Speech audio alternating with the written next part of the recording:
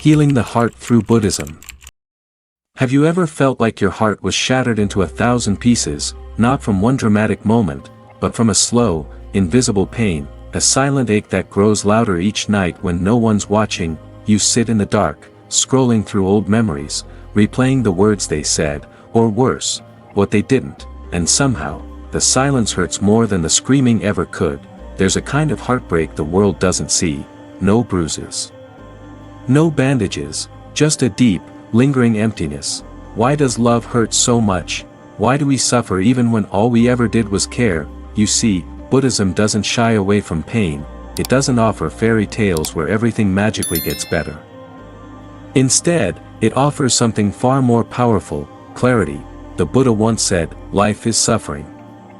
But what he meant wasn't hopelessness. He was pointing to the truth that suffering is not punishment, it's the raw material for awakening. Our hearts break because we cling. We cling to expectations, to people, to promises, to versions of reality that never were. We chase permanence in a world that was never meant to stay still. It's not love that hurts, it's our attachment to how love should be.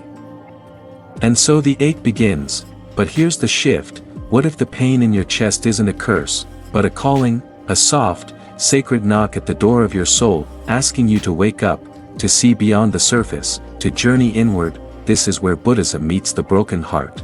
Not to fix it, not to tape it back together, but to understand it, deeply, fully, compassionately. Because when you understand your pain, you're no longer controlled by it. You start to hold it gently, like a wounded bird, not with anger, but with awe. So if you're here with a heart that's tired, a heart that's tried everything to feel whole again, this isn't just a video. This is your invitation to heal, to breathe again, to listen, not to me, but to the voice inside you that's been whispering all along, "I'm still here. And I still believe in peace." So, where does all this pain come from? Why do some wounds feel fresh, even after years? Why can a single word, a glance, a memory, rip open something we thought had long healed? To understand our pain, we must be willing to sit with it, not run, not numb, not fight, but truly see it. The Buddha taught something profound. He didn't just say, "Suffering exists." He showed us why it exists. This is the first noble truth. Dukkha, often translated as suffering, but it's more than that. It's the restlessness, the dissatisfaction, that quiet feeling that something is always missing. We think, if only I had that job, that person, that closure, then I'd be okay. But the moment we get what we want, another craving takes its place, and the cycle continues. This is the second noble truth, tanha, craving. The root of suffering isn't pain itself, it's the thirst, the grasping, the endless hunger for more. We don't just want love, we want it our way. We don't just want peace, we want it without discomfort. We want control over things that were never meant to be held so tightly, and so, we suffer. Let me tell you a story. There was a man who lost everything in 1 week: his job, his partner, his father. He collapsed into depression, started drinking every night just to silence the pain. He said, "I don't know who I am without what I lost." But then, he stumbled into a local temple, not looking for salvation, just a quiet place to sit. An old monk approached him and said, "You are grieving the falling leaves, but never once asked why the wind blows." That moment stayed with him. Because he realized, he had been trying to hold life still, trying to make impermanence behave like permanence, trying to force what was naturally moving to stay. That's when his healing began, not by erasing the pain, but by understanding its root. This is the gift of Buddhist wisdom. It doesn't make your heartbreak disappear. It shows you where it came from, so you can stop watering the very seed that's growing your suffering. Because when you know where your pain begins, you also know where it can end. This is the third noble truth. There is freedom from suffering, not in denying the ache, but in seeing it clearly, like a lotus rising from the mud. And the fourth truth: there's a path, a real, living path, not made of blind faith, but of practice, step by step, breath by breath, moment by moment. You're not broken, you're awakening. Your heart isn't a battlefield, it's a classroom, and every painful emotion, every heartbreak, every lonely night, they're all teachers, inviting you to come home to yourself. So, how do we begin to heal a wounded heart? Not by forgetting, not by forcing positivity, but by doing something much more powerful, by paying attention. Mindfulness. It sounds simple, almost too simple, but it is the very ground beneath your healing. You see, most of us don't actually live our lives, we live in our stories.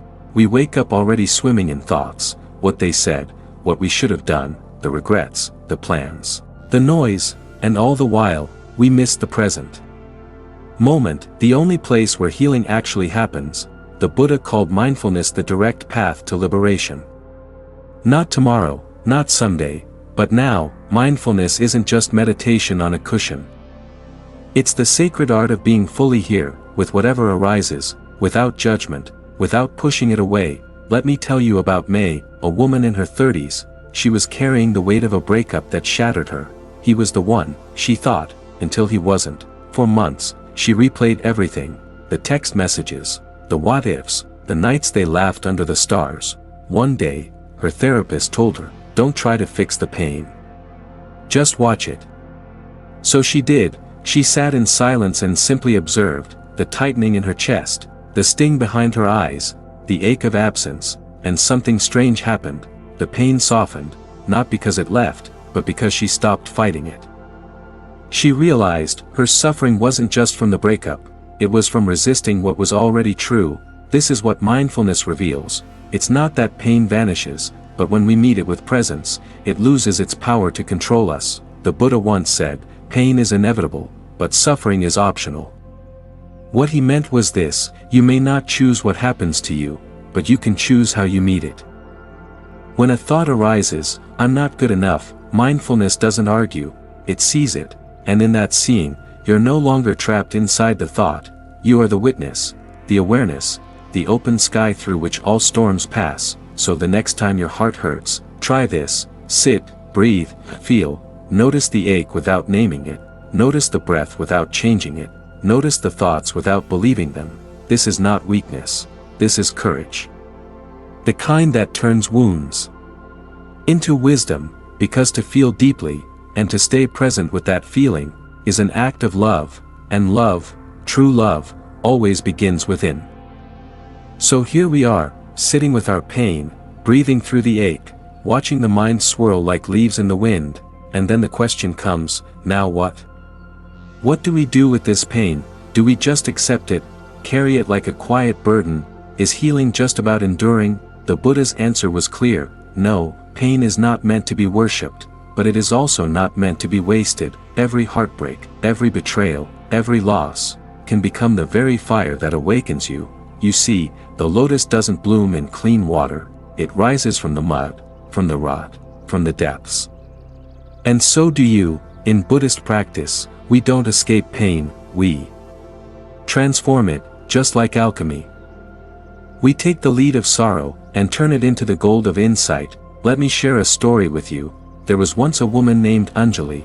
She lost her son in a tragic accident. Her world stopped, she couldn't eat, she couldn't speak. Every breath was heavy with grief. She went to the Buddha and pleaded, "Please, bring my son back."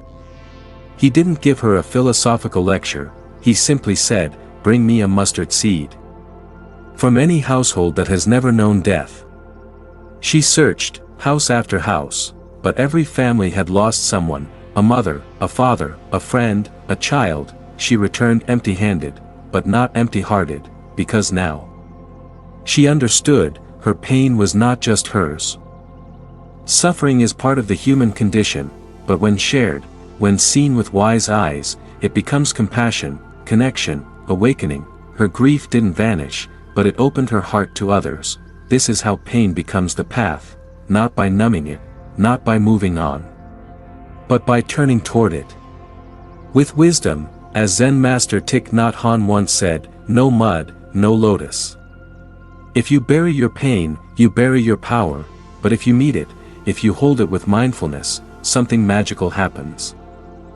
You begin to see its shape, its edges, its roots, and suddenly, you're no longer drowning, you're learning to swim. In the Mahayana tradition, bodhisattvas, awakened beings, are not those who escaped suffering, they are the ones who walked into it fully, and turned it into love for all beings. So ask yourself, What if your heartbreak is not the end of your story, but the beginning of a deeper one?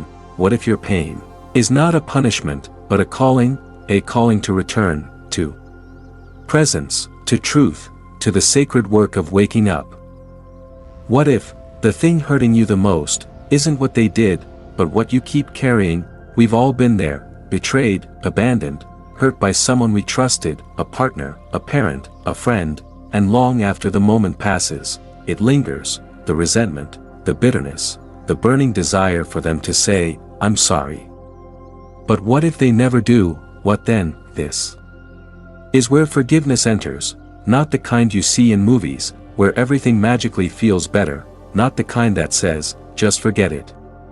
Because real forgiveness isn't forgetting, it's freedom, it's the sacred decision to stop letting your past keep bleeding into your present. In Buddhism, forgiveness is not for them.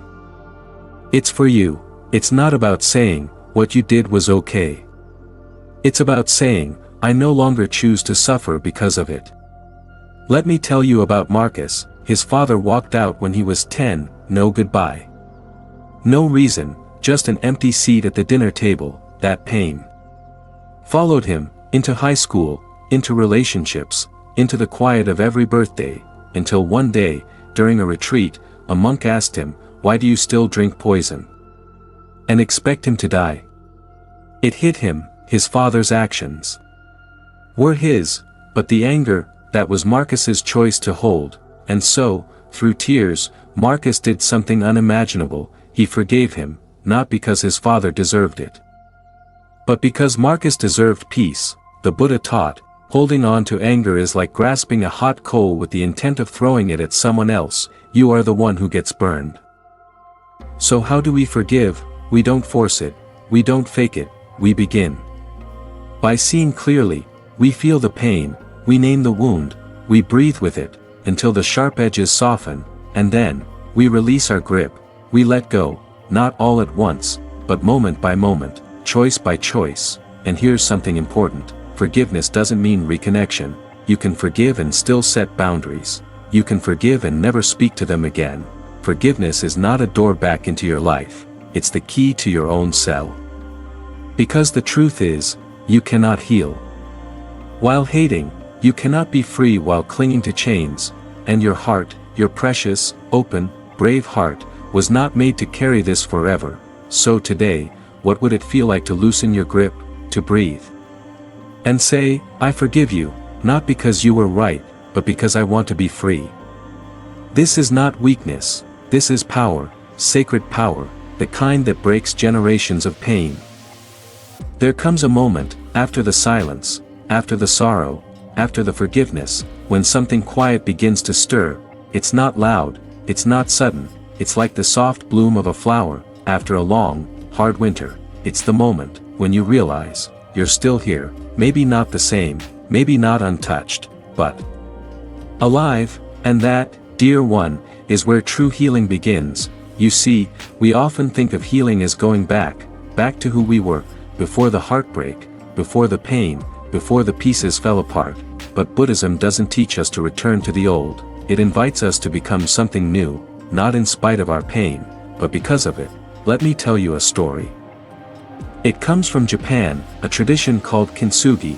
When a bowl breaks, they don't throw it away, they don't hide the cracks, instead, they fill them with gold, because in their eyes, the damage isn't the end of beauty, it's the beginning of a new story.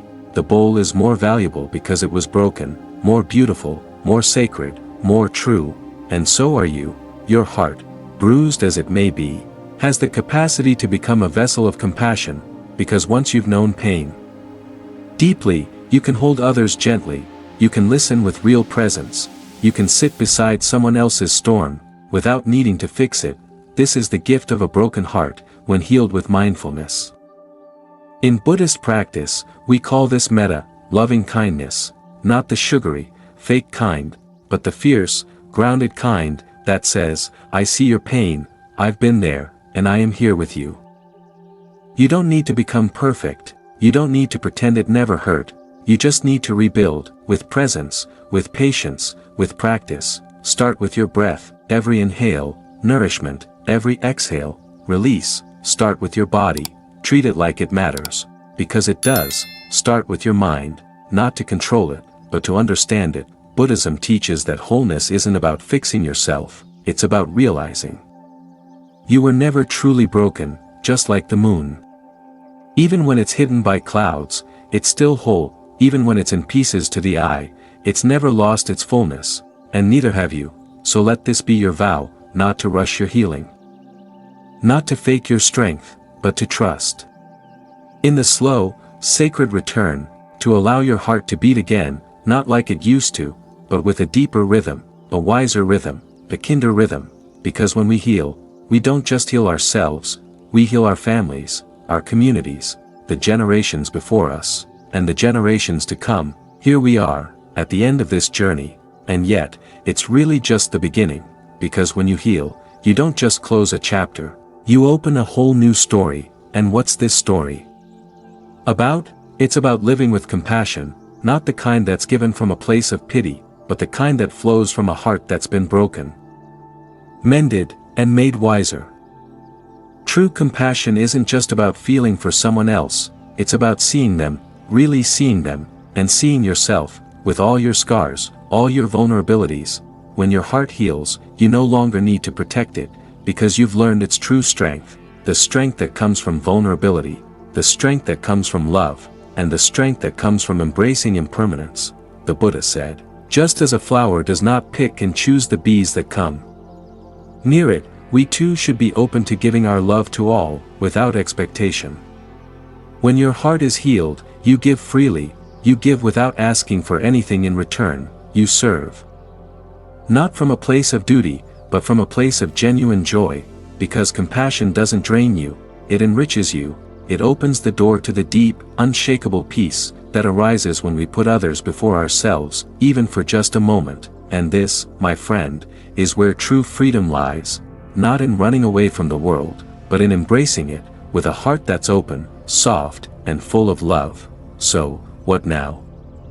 Will you choose to carry this gift forward? Will you live with compassion in every breath, in every action, in every moment of your life? Remember, healing isn't a destination, it's a practice that deepens over time, a practice that touches every life you encounter. As we close, I encourage you to keep this practice alive. If you found this journey meaningful, I'd love to hear from you. Let me know in the comments, how has this message touched you? How do you plan to live with a healed heart? And don't forget to like, subscribe, and hit the bell icon, so we can keep exploring more life-changing Buddhist teachings together. Join me in this community of seekers, where we walk the path of wisdom, peace, and compassion. Thank you for being here, for being you, and remember, healing isn't about being perfect, it's about being whole. May your heart be full, may your path be peaceful. Here we are, at the end of this journey, and yet, it's really just the beginning, because when you heal, you don't just close a chapter, you open a whole new story. And what's this story about? It's about living with compassion, not the kind that's given from a place of pity, but the kind that flows from a heart that's been broken, mended, and made wiser. True compassion isn't just about feeling for someone else, it's about seeing them. Really seeing them, and seeing yourself. With all your scars, all your vulnerabilities, when your heart heals, you no longer need to protect it, because you've learned its true strength, the strength that comes from vulnerability. The strength that comes from love, and the strength that comes from embracing impermanence. The Buddha said, just as a flower does not pick and choose the bees that come near it, we too should be open to giving our love to all, without expectation. When your heart is healed, you give freely, you give without asking for anything in return, you serve, not from a place of duty, but from a place of genuine joy, because compassion doesn't drain you, it enriches you, it opens the door to the deep, unshakable peace that arises when we put others before ourselves, even for just a moment. And this, my friend, is where true freedom lies, not in running away from the world, but in embracing it, with a heart that's open, soft, and full of love. So, what now? Will you choose to carry this gift forward? Will you live with compassion in every breath, in every action, in every moment of your life? Remember, healing isn't a destination, it's a practice that deepens over time, a practice that touches every life you encounter. As we close, I encourage you to keep this practice alive. If you found this journey meaningful, I'd love to hear from you. Let me know in the comments, how has this message touched you? How do you plan to live with a healed heart? And don't forget to like, subscribe, and hit the bell icon, so we can keep exploring more life-changing Buddhist teachings together. Join me in this community of seekers, where we walk the path of wisdom, peace, and compassion. Thank you for being here. For being you, and remember, healing isn't about being perfect, it's about being whole. May your heart be full, may your path be peaceful.